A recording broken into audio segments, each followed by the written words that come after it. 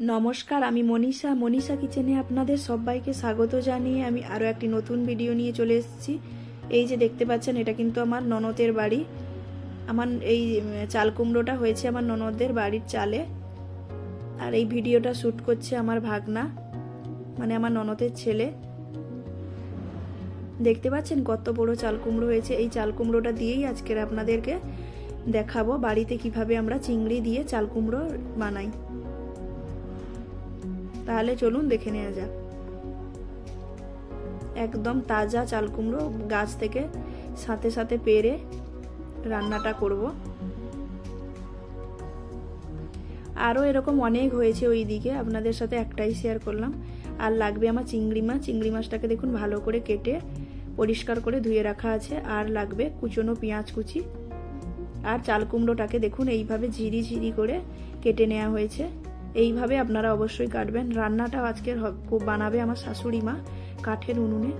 দেখুন কড়াই বসিয়ে দেওয়া হয়েছে। কড়াইটা গরম হয়ে যেতে তেল দিয়ে চিংড়ি মাছগুলোকে ফ্রাই করে নেওয়া হলো। এবারে চিংড়ি মাছগুলোকে একটু সাইড করে দিয়ে এখানে 5 ফোড়ন দিয়ে দেওয়া হবে 1 চামচ।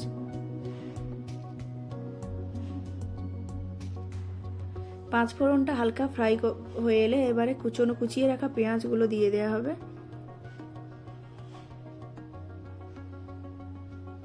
এবার চিংড়ি মাছ আর পেঁয়াজটা হালকা 1 থেকে 2 মিনিট ফ্রাই করে নেওয়া হবে।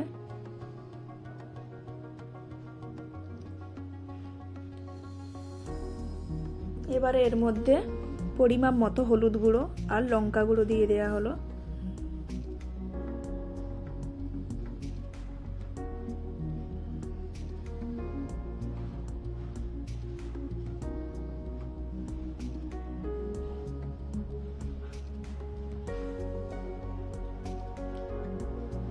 হালকা 1 মিনিট নাড়িয়ে চাড়িয়ে দেখুন কেটে রাখা চাল কুমড়োগুলো। আপনারা চাল কুমড়োটাকে অবশ্যই এরকম সরু সরু করে কাটবেন, দিলে খুব সহজেই সেদ্ধ হয়ে যাবে।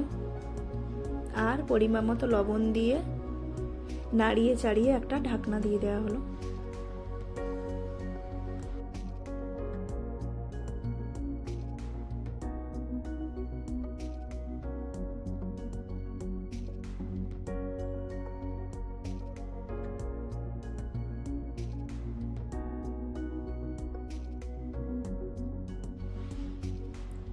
এবার দেখুন একটা নারকেল কুড়িয়ে নিচ্ছে, কারণ এই রান্নাটার মধ্যে নারকেল কুড়ো অল্প সামান্য একটু দিতে হবে। আপনারা আমার শাশুড়ি মা যেই প্রসেসিংয়ে রান্না করছে চিংড়ি মাছ আর নারকেল কুড়ো দিয়ে, এই সেম প্রসেসিংয়ে একবার অবশ্যই বাড়িতে ট্রাই করবেন। দারুণ খেতে হয় আমার শাশুড়ি মার হাতের এই রান্নাটা।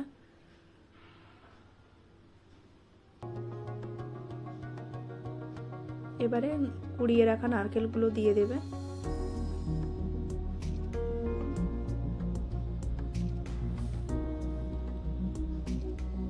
দিয়ে আবারও একটু ঢাকনাটা দিয়ে দেবে।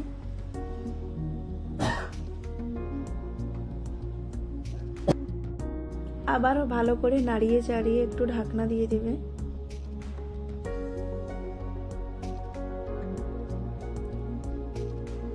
দেখুন এটার মধ্যে কোনো জল দেয়া হবে না, এটা এরকম মাঝে মাঝে আপনারা ঢাকনাটা খুলে নাড়িয়ে দেবেন, নাহলে নিচে তলা ধরে যাওয়ার চান্স আছে।